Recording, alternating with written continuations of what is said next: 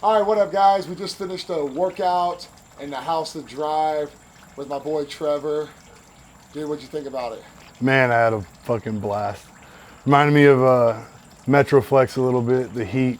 Yeah. I love it. What'd you think about the whole garage door shut? Oh, the garage door shut, no dark. airflow. It felt like I was in a dungeon. Yeah. I mean, Just the just darkness, quick, huh? and then the light, the way that the light just hit you, it made you feel like all eyes on you. It felt like you were on stage almost. It was nice. So let's go ahead and tell them about what happened. Okay. Back when I was in high school, I had a bad tragedy happen to me. I was 17 years old. I was playing football. I was playing running back for varsity, Magnolia High School. I played at Tomball and then switched over to Magnolia because I had some problems with the coaches. But it was after a football game. It was the first game of the season, actually. And I went to movie theaters to watch a movie with some friends of mine.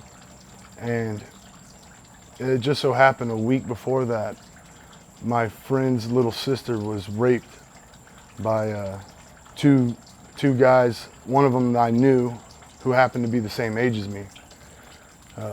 She was 13 years old. They drugged her up and she was unconscious and everything. They videotaped it. That's how I know about that. I saw the guy at the movie theaters and I just started running after him right when I saw him. There was no questions. There's no talking. I was gonna beat the shit out of him, and because of what he did.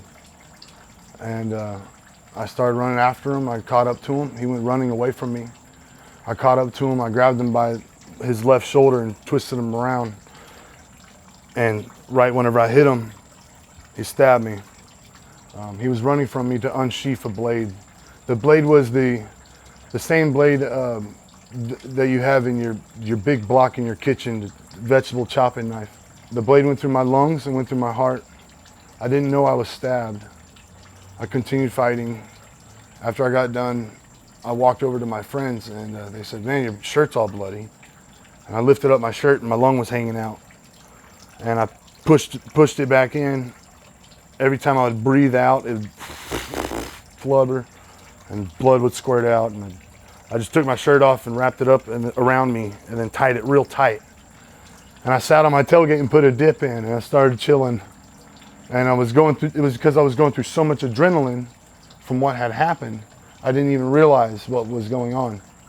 I then started feeling really bad, obviously, really quickly.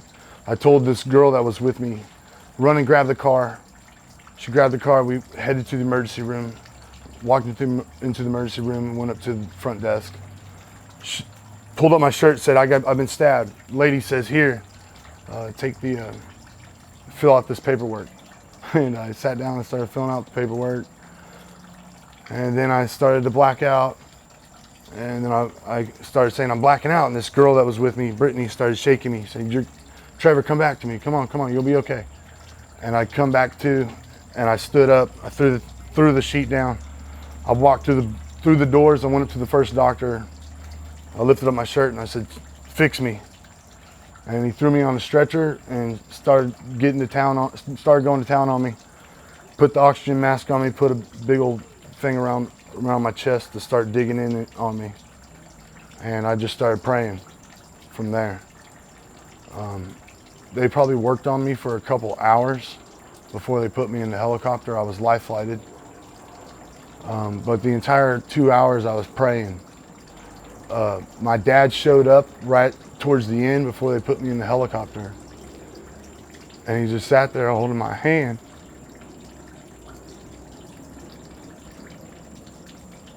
Just holding my hand and said, "You're gonna be good, son." And I just looked at him. And I just kept praying in my head. I didn't say one word. I gave him the thumbs up and I smiled because I knew I was gonna be okay. I just knew it. I had faith and I didn't even know what faith was yet. And they put me in a helicopter. They told me, "We're gonna give you a shot to put you down. One of your lungs has just collapsed, the other one's about to collapse." At the time, they didn't know my heart was punctured. I gave him the thumbs up and just kept praying. I wanted my last moment possible to be spent praying, because that was my only chance at fighting. Whenever you got nothing left, I don't care if you're an atheist, I don't care who you are. When you're dying and you got nothing left in your own ability and power to fight to stay alive, you will pray. You will pray to God. So I did, and I woke up 12 days later. I was in a coma for 12 days. They cut me open, my sternum cut me open like a bird cage, opened me up like a bird cage, stitched my heart back together, stitched both my lungs back together, and closed me back up, wired me shut like a fence post. I went home 3 days later after waking up out of the coma. So I was in the hospital for 15 days in total, from being stabbed in the heart. Blade almost went out my back, went through my lungs, both of my lungs collapsed. And I attribute it all to God, of course. After I recovered, I still had numerous issues. Yeah. I mean, it wasn't just, oh, I'm alive and now I'm okay. Yeah. Tremendous heart pains for years. I've had 7 heart surgeries since. My last one was, thank God, a year ago. The longest it's been since I've been out of the hospital. Before that, I was in the hospital every month. But bodybuilding, the discipline involved, the ever-growing demand for being a winner. Yeah. You cannot, in one given, if you want, you cannot have a loser's mindset and be a bodybuilder. Now, But bodybuilding helped me cope with all the crap that was going on, all the, you know, the devil on the back of my shoulder telling me, you're unhealthy, you're not going to make it, you're going to die before the year's over with, or you can't be a bodybuilder, you have a heart problem, you can't even take pre-workout. What do you mean? There's no way you could step on a competitive stage and even win at that, or even participate. yeah. You just didn't let it. Bodybuilding helped me cope and defeat that. I've lifted weights for, 7, 8 years, but I've only competed twice. Yeah. And I only just started competing because I had to deal with all the health issues first. Yeah. And I started feeling better, so okay, I did that my first show. Right after that show, I had to have another surgery.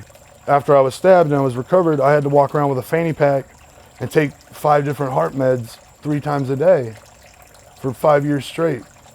And the whole idea was, the doctor's plan was, let's have these surgeries so that we can get you off the medicine.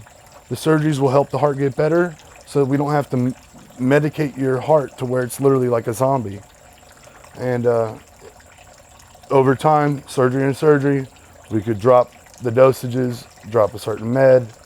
And now after 7 surgeries, I'm down to just 1 med, 1 pill before bed every night. That's it. And I was taking 3 times a day, 5 different pills, and then also a pill that was meant for emergencies, but I was having episodes on the daily so much that the doctor said, your emergency pill is now a daily supplement pill. Like, you're gonna take that 3 times a day.